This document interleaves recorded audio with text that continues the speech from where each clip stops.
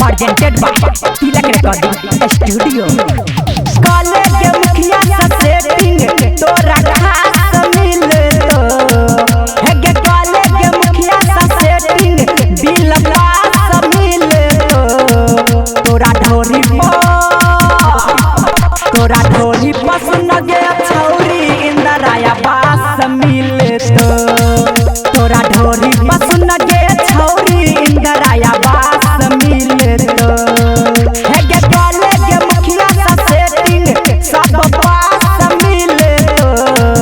तोरा ढोरी पसंद गे छौरी इंदराया बास मिले तो तोरा ढोरी पसंद गे छौरिया इंदराया बास मिले तो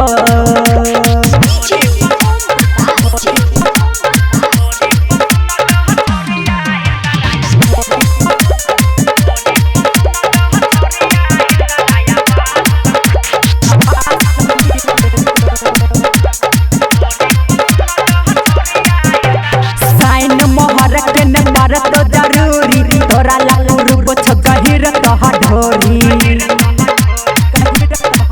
है साइन मोहर के न पर तो जरूरी तोरा लालू छ गहिर तोहा ढोरी साइन मोहर के न पर तो जरूरी तोरा लालू छ गहिर तोहा ढोरी चाही जे तोरा पतर की ए डभास मिले तो है के चाही जे तोरा पतर की ए डभास मिले तो तोरा ढोरी पसंद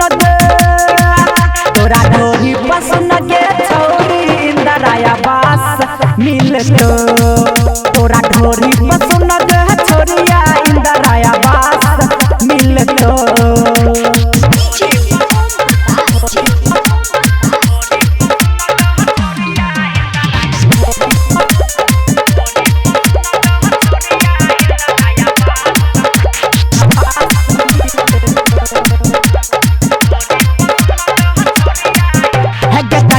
जवानी तोहर ओहिना बेकार गे छै बड़ दयालु कर तो मुखिया उधार गे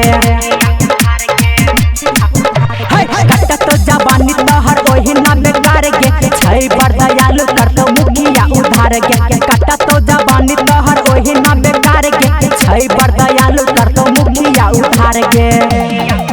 राइटर कमलेश कहो जितेंद्र सब झकास मिले तो राइटर कमलेश कहो सुभाष ई फंड झकास मिले तो तोरा ढोरी पसंद गे छौरी इंदराया बास मिले तो तोरा ढोरी पसंद गे छौरिया इंदराया बास मिले तो